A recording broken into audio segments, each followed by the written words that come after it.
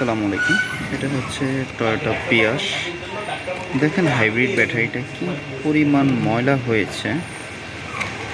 আসলে timely maintenance না করলে যা হয় সেটাই হয়েছে।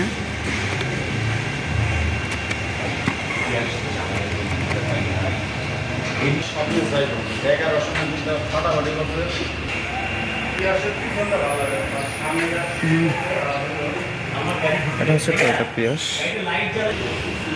এটা হাইব্রিড ফিল্টারটা এখানেই থাকে, পিছনে ড্রাইভার সিট বরাবর ব্যাক সিটের নিচেই থাকে, আপনারা দেখতে পাচ্ছেন। এটা হচ্ছে হাইব্রিড ব্যাটারি ফ্যান মোটর, যেটার মাধ্যমে আমার হাইব্রিড ব্যাটারিটাকে ঠান্ডা করা হয়।